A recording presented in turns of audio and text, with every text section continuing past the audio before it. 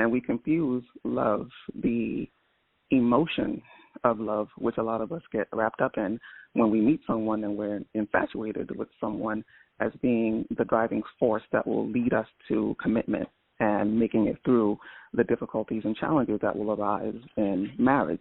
When, in fact, it's not the emotion of love, which can be very deceptive for us. It's the action and actually living love as an action and a choice that you make with a person each and every day.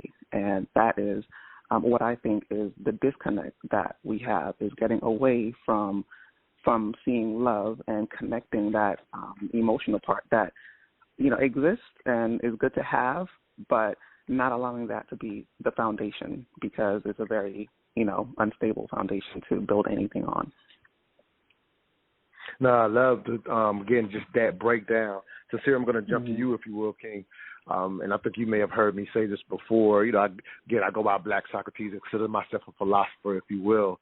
And one thing that I love to highlight when it comes to this subject matter, and I say it to people just to make them, in a sense, just kind of step back. Context and perspective is always the goal on this dialogue or these discussions, if you will. And so the thing that I always say, for as long as humans have been earthed and evolved into, coming together in relationships and marriage, if you will. Obviously, relationships and coming together physically is a natural thing or whatever. That's what living organisms do, if you will. I say, but the thing that we're experiencing currently in 2023, the thing that makes us unique is, in a sense, the latest version of humans. We're the first humans to be raised with movies.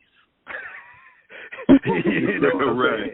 So we're the first group of humans that's had to deal with romanticized movies, in addition to what you might could read, because before movies, most of the world couldn't read anyway, right? Before public education. So for even the poets and the writers that could, write about love in a romanticized way, hell, most of the people couldn't read it, right?